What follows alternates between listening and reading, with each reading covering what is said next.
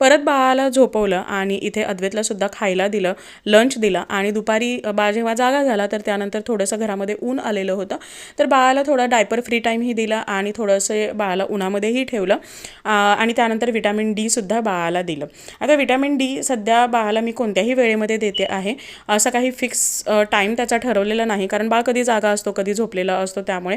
पण जेव्हा तो जागा असतो आणि मला आठवतं तर त्यानंतर मी त्याला विटॅमिन डीचे हे 5 ड्रॉप्स, ए सी आणि डीचे हे 5 ड्रॉप्स जरूर देते.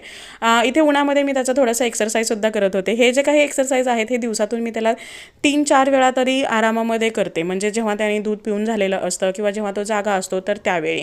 कारण बाळ हा खूप जास्त आळस देतो. जेव्हा त्याला अशा पद्धतीचा एक्सरसाइज करते तर त्यानंतर किमान 2-3 तास तो छान झोपतोसुद्धा आणि व्यवस्थित असतो, नाहीतर मग तो इतका आळस देत असतो की बस. त्यानंतर मी अद्वैतला थोडंसं वर्कशीट सॉल्व करायला सांगितले, पण त्याला अगोदर ही स्टोरी रीड करून हवी होती आणि म्हणून मग मी त्याच्यासाठी ही स्टोरी रीड करत होते. बाळसुद्धा खूप छान ऐकत होता, असं वाटत होतं की त्यालासुद्धा ही स्टोरी आवडली आहे किंवा कळते आहे.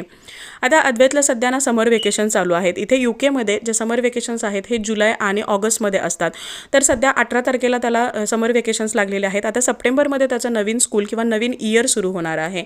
यानंतर मी अद्वैतला थोडेसे वर्कशीट्स दिले, ते तो सॉल्व करत होता. तो इकडे सॉल्व करत होता तोपर्यंत मी माझं जे काही शतावरीचं दूध आहे हे दूध घेतलं.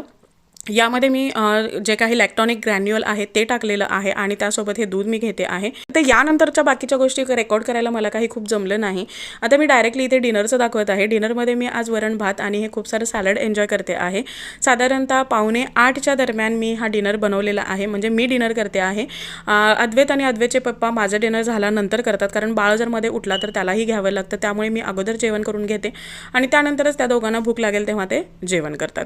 जेवण करून झाल्यानंतर मी माझे जे काही रेग्युलर सप्लिमेंट्स आहेत तर ते घेतले, जे तुम्ही या अगोदर पाहिले होते की हे मल्टीविटॅमिन सप्लिमेंट्स मी आता रेग्युलरली 1 टॅबलेट आहे ती घेते आहे आणि त्यानंतर मी लगेचच झोपते, कारण बाळाला रात्री नंतर खूप वेळा 2-3 वेळा तरी उठावं लागतं, त्यामुळे माझी झोप होत नाही, त्यामुळे शक्य तेवढ्या लवकर मी झोपी जाते.